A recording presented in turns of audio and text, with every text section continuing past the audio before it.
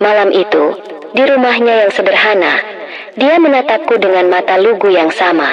Tangannya yang terbiasa merawat bunga kini menyentuh wajahku dengan lembut. Aku, Mega Sodewo, janda kaya yang terbiasa dengan kepalsuan, akhirnya menemukan ketulusan pada tukang kebunku. Aku siap memberikan segalanya malam itu juga. Tapi aku belum tahu, ketulusan itu adalah bagian dari kebohongan terbesar dalam hidupku. Sebuah permainan yang dirancang untuk menghancurkanku sepenuhnya. Inilah kisahku. Assalamualaikum warahmatullahi wabarakatuh. Selamat datang kembali di channel saya. Bagi Anda yang sudah subscribe channel ini, kami doakan semoga pintu rezeki Anda terbuka lebar, hutang piutang segera lunas, dan segala urusan dipermudah oleh Allah Subhanahu wa Ta'ala. Silakan tulis, amin ya rabbal alamin, di kolom komentar sebagai doa kita bersama. Terima kasih banyak atas doa dan dukungan kalian semua. Sekarang, mari kita mulai kisah ini. Dari awal mula sebuah keheningan di rumahku yang megah mulai retak oleh kehadiran seorang pria sederhana. Namaku Mega Sodewo. Usiaku 35 tahun. Orang-orang di desa ini mengenalku sebagai janda terhormat, kepala desa yang tegas, dan pemilik rumah paling megah di atas bukit. Mereka melihat gaun-gaun mahalku, mobilku yang mengilap, dan tamanku yang terawat sempurna. Mereka melihat sangkar emasku, tapi mereka tidak pernah melihat betapa sepinya burung di dalamnya. Setiap sore, aku akan duduk di teras belakang yang menghadap ke lembah, memegang sebuah buku yang tak pernah kubaca. Mataku selalu terpaku pada satu titik, satu sosok yang bergerak di ujung taman. Andri, tukang kebun baruku. Dia adalah anomali dalam duniaku yang serba teratur dan palsu. Usianya mungkin baru 28 tahun. Kaos kelabunya selalu basah oleh peluh, menempel di punggungnya yang tegap. Tangannya yang kasar namun cekatan bergerak dengan ritme yang menenangkan, memangkas daun kering, menyiangi rumput liar, seolah hanya dia dan tanamannya yang ada di dunia ini. Pria-pria lain yang mencoba mendekatiku selalu datang dengan tatapan lapar, tatapan yang menghitung nilai asetku dalam setiap senyuman mereka.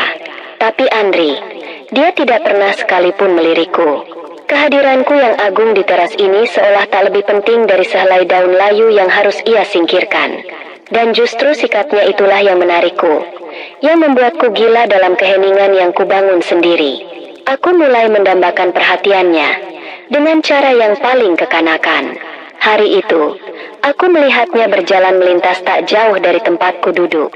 Dengan gerakan yang sengaja kubuat canggung, aku menjatuhkan buku tebal dari pangkuanku. Bunyinya yang berat memecah keheningan.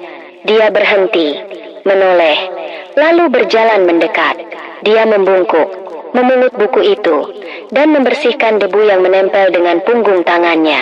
Saat dia menyerahkannya padaku, jari-jari kami bersentuhan hanya sepersekian detik, tapi sengatan hangat menjalari lenganku.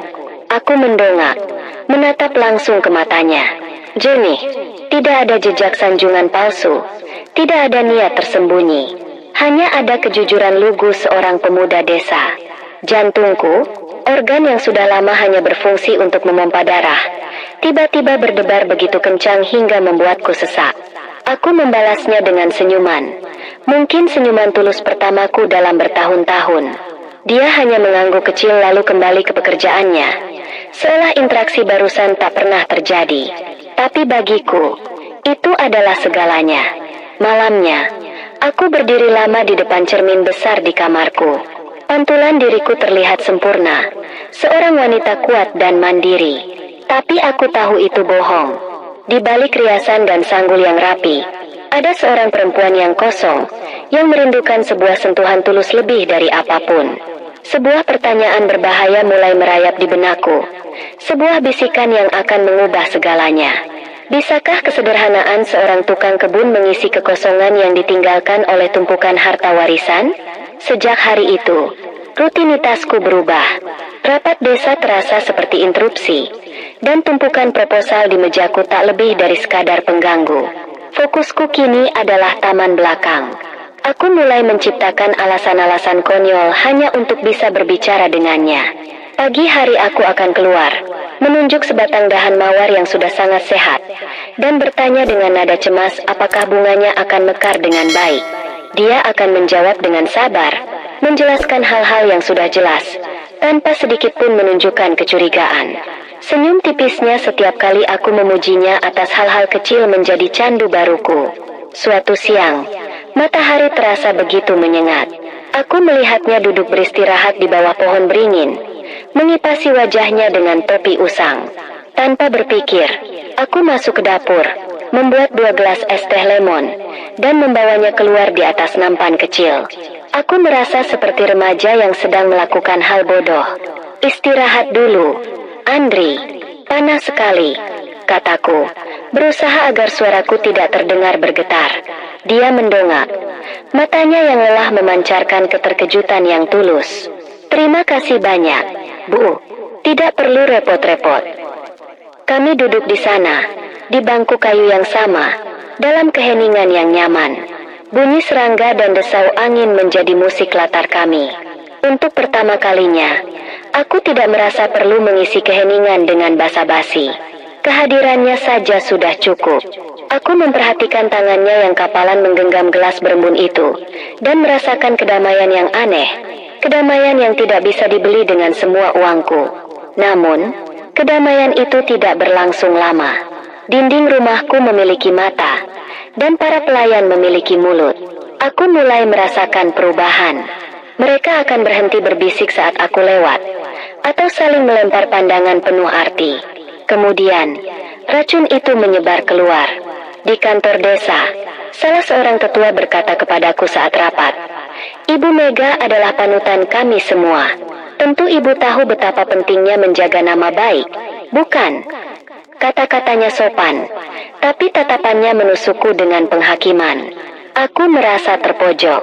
Dunia yang kubangun dengan susah payah di sekelilingku mulai terasa seperti penjara yang menyempit. Di satu sisi ada Andri, satu-satunya hal nyata yang kumiliki.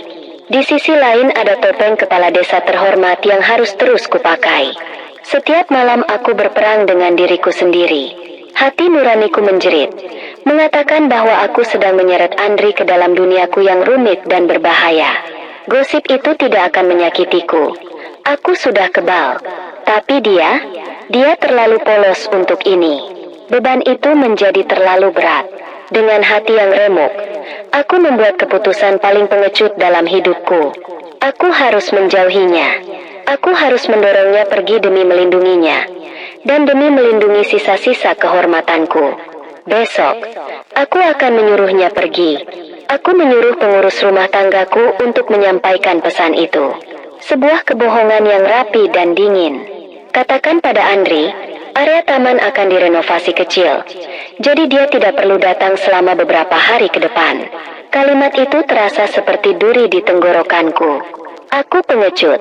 Aku bersembunyi di balik kekuasaanku untuk mendorong pergi satu-satunya orang yang membuatku merasa hidup. Hari pertama tanpanya, rumah ini terasa hampa. Gema langkah kakiku di lantai marmer terdengar begitu keras, seolah mengejek kesendirianku. Aku memandang ke taman dari jendela kamarku. Dulu, taman itu adalah kanvas hidup tempat Andri melukis keindahan. Kini, taman itu terlihat seperti lukisan mati yang warnanya memudar. Tidak ada lagi senandung kecil yang terbawa angin. Tidak ada lagi gemericik air dari selangnya yang setia. Hanya ada keheningan yang menyiksa, yang terus-menerus mengingatkanku akan apa yang telah kulakukan. Aku mencoba mengubur diriku dalam pekerjaan. Aku memimpin rapat dengan suara yang lebih keras dari biasanya, menandatangani tumpukan dokumen tanpa benar-benar membacanya. Tapi pikiranku tidak pernah ada di sana. Pikiranku selalu kembali padanya. Apa yang sedang dia lakukan sekarang? Apakah dia marah padaku?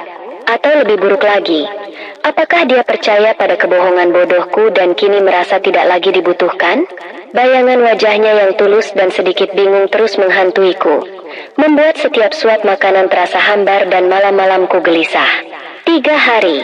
Aku hanya bertahan 3 hari dalam neraka yang kuciptakan sendiri. Pada hari ketiga, aku menatap pantulan diriku di cermin. Wajah seorang kepala desa yang dihormati, wanita kaya yang dikagumi. Aku muak melihatnya. Apa gunanya semua kehormatan ini jika jiwaku mati? Persetan dengan reputasi. Persetan dengan apa kata orang.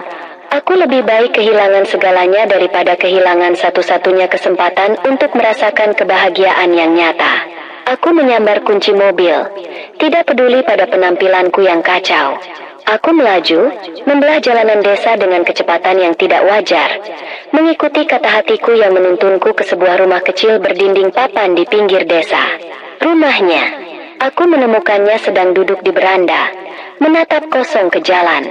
Saat dia melihat mobilku berhenti, matanya memancarkan keterkejutan, juga sekelumit luka yang dalam. Aku turun dari mobil, kakiku terasa gemetar. "Bu Mega, ada apa?" tanyanya. Suaranya pelan dan penuh kekhawatiran. Aku tidak bisa menjawab. Pertahananku runtuh. Air mata yang kutahan selama berhari-hari akhirnya tumpah. "Maafkan saya," bisikku di antara isak tangis. "Maafkan saya sudah menjauhimu." Dia menggeleng pelan. Sebuah senyum getir terukir di bibirnya. "Tidak apa-apa, Bu. Saya mengerti. Ibu punya banyak urusan, dan saya hanya seorang tukang kebun." Kalimat terakhir itu, yang diucapkannya dengan begitu pasrah, menghancurkan sisa hatiku. Saat itulah aku tahu, aku sudah berada di ujung jurang, dan satu-satunya jalan adalah melompat. Aku menatapnya, mengumpulkan semua keberanianku. "Kamu bukan hanya tukang kebun, Andri," kataku, suaraku serak. "Bagi saya, kamu adalah segalanya. Saya lelah berpura-pura. Saya lelah sendirian. Saya mencintaimu." Akhirnya aku mengatakannya. Aku siap menerima apapun. Tapi aku tidak siap melihat ekspresinya yang berubah. Bukan bahagia, bukan pula kaget. Wajahnya mengeras, dipenuhi oleh sebuah beban yang tak terlihat. Setelah hening yang terasa abadi, dia akhirnya berbicara. Suaranya nyaris tak terdengar.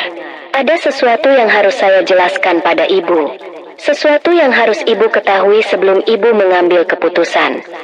Kata-katanya yang penuh teka-teki membuatku bingung. Aura lugu yang selama ini melingkupinya seolah menguap, digantikan oleh sesuatu yang lain, sesuatu yang lebih tegas dan misterius. "Tidak di sini," katanya lagi. "Kita harus pergi." Tanpa menunggu persetujuanku, dia berjalan menuju mobilku. Aku mengikutinya seperti kerbau dicocok hidung. Pikiranku kosong. Dia duduk di kursi pengemudi dan mulai menyetir dengan tenang dan berwibawa. Suara yang bukan milik Andri si tukang kebun. Kami meninggalkan jalanan desa yang kukenal, masuk ke jalan utama, lalu menuju ke arah kota. Aku meliriknya. Wajahnya sama, tapi sorot matanya berbeda. Dia tidak lagi menunduk, bahunya tegap, dan dia menatap lurus ke depan seolah sudah terbiasa memegang kendali. Perasaanku mulai tidak enak. Ini bukan lagi tentang pengakuan cinta. Ini tentang sesuatu yang jauh lebih besar. Kami memasuki sebuah kawasan perumahan elit yang bahkan belum pernah kumasuki sebelumnya. Rumah-rumah di sini bukan lagi megah, tapi seperti istana-istana modern yang menjulang angkuh. Mobil berhenti di depan sebuah gerbang hitam setinggi 3 meter. Andri menekan sebuah tombol dari ponselnya, dan gerbang itu terbuka tanpa suara. Andri mengemudikan mobil masuk ke halaman yang begitu luas, dengan sebuah bangunan kaca dan baja yang arsitekturnya membuat rumahku tampak seperti gubuk. Ini rumah siapa?" tanyaku, suaraku bergetar. Dia menoleh, dan untuk pertama kalinya, aku melihat senyum di bibirnya. Bukan senyum tulus yang biasa kulihat, tapi senyum tipis yang penuh ironi. "Ini rumah saya," jawabnya. Jantungku seolah berhenti berdetak. Aku pasti salah dengar. Aku menatapnya, mencari jejak lelucon di matanya, tapi tidak ada. Lalu dia melanjutkan. "Nama asli saya Andriatma," katanya. Setiap kata diucapkannya dengan jelas dan menusuk. "Putra tunggal dari Herman Adiatma." Nama itu, tentu saja aku tahu nama itu. Herman Adiatma adalah seorang konglomerat, salah satu orang terkaya di negeri ini. Kepalaku terasa pening. Dunia di sekelilingku berputar. Dia menjelaskan semuanya. Tentang hidupnya yang muak dengan kepalsuan. Tentang para wanita yang hanya menginginkan uangnya. Tentang misinya mencari cinta sejati dengan menyamar sebagai orang biasa. Dia bilang dia menemukannya padaku, tapi aku tidak lagi mendengarkan. Seluruh tubuhku terasa dingin. Semua kenangan indah kami, gelas teh yang berembun, senyumnya di bawah terik matahari, pengakuan cintaku yang tulus, semuanya kini terasa seperti adegan dalam sebuah sandiwara kejam. Aku adalah bahan eksperimennya. Aku adalah boneka dalam permainannya. Rasa sakit yang tajam menghantamku, lebih menyakitkan dari kesepian manapun. Ini bukan cinta, ini adalah penghinaan. Jadi, semua ini hanya permainan bagimu. Desisku, air mata panas mulai membakar mataku. Suaraku naik tak terkendali. Kamu membohongiku. Kamu membuatku merasa seperti orang bodoh. Kamu mempermainkan perasaanku. Dia mencoba meraih tanganku. Wajahnya panik. Tidak, Mega, demi Tuhan tidak. Perasaanku padamu nyata. Aku menepis tangannya dengan kasar. Jangan sentuh aku, teriakku. Bagaimana aku bisa percaya padamu lagi? Kebohonganmu adalah kebohongan yang paling sempurna dan paling menyakitkan. Aku tidak sanggup lagi berada di sana. Aku berlari kembali ke mobil, membanting pintu, dan menyalakan mesin. Aku melaju keluar dari gerbang neraka itu, meninggalkan dia yang berdiri mematung di halaman istananya. Aku menangis sejadi-jadinya di sepanjang jalan, bukan karena dia ternyata kaya raya, tapi karena dia telah merenggut satu-satunya hal tulus yang kupikir kumiliki. Dia telah membunuh Andri si tukang kebun, satu-satunya pria yang pernah kucintai. Hari-hari berikutnya berlalu dalam kabut kemarahan dan sakit hati.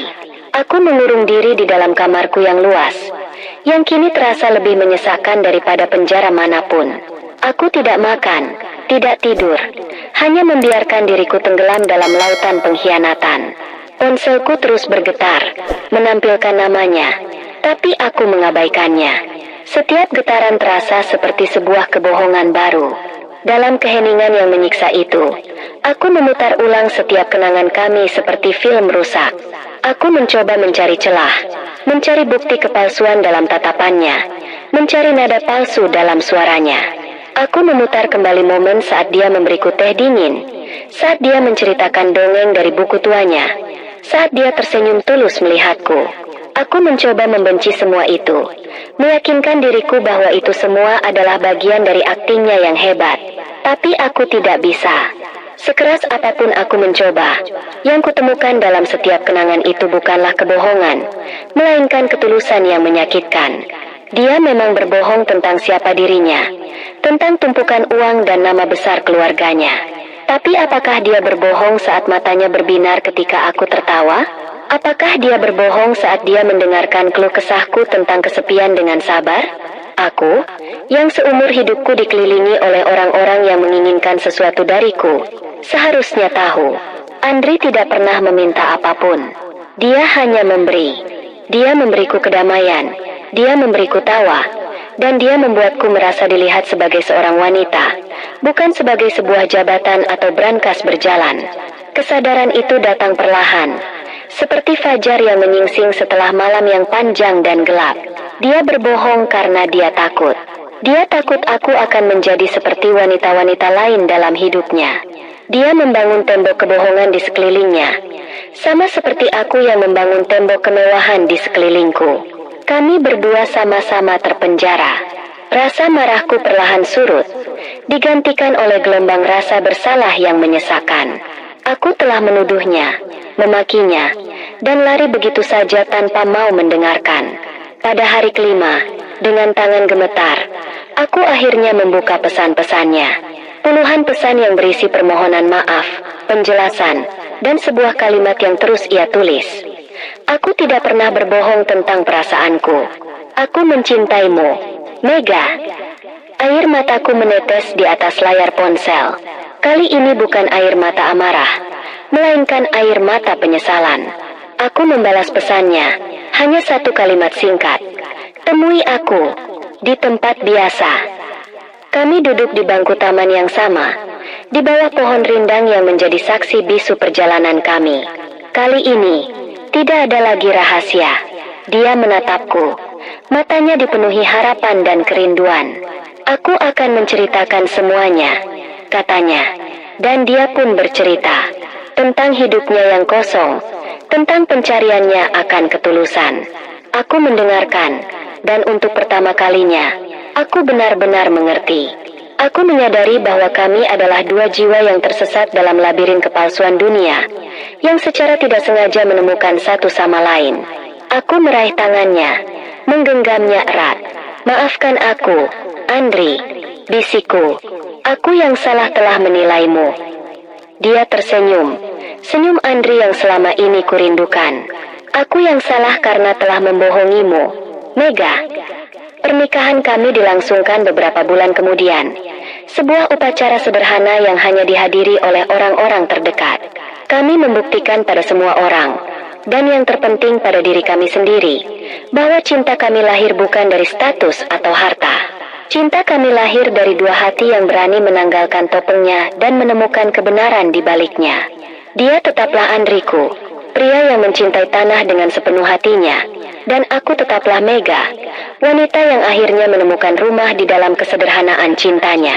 Pada akhirnya, aku dan Andri memilih untuk memulai kembali, membangun cinta kami bukan lagi di atas kebohongan atau status, melainkan di atas kejujuran yang kami temukan setelah badai berlalu. Kami membuktikan bahwa kebahagiaan sejati tidak bisa dibeli dengan harta. Hikmah terbesar dari cerita ini adalah bahwa cinta sejati mampu melihat jauh melampaui topeng yang kita semua kenakan. Terkadang, kita harus tersesat dalam sebuah kebohongan untuk menemukan kebenaran yang paling dalam tentang hati kita sendiri. Perlu kami sampaikan bahwa cerita ini adalah fiksi, namun kami angkat serealistis mungkin agar pesannya bisa sampai ke hati dan menjadi pelajaran berharga. Terima kasih yang tak terhingga karena sudah setia menyimak cerita ini sampai akhir. Coba tulis di kolom komentar, pelajaran apa yang paling bisa kalian petik dari perjuangan cintaku? Jangan lupa tinggalkan jejak dukungan kalian dengan menekan tombol like dan subscribe channel ini agar kita bisa terus berbagi kisah-kisah penuh makna lainnya. Sampai jumpa di cerita berikutnya.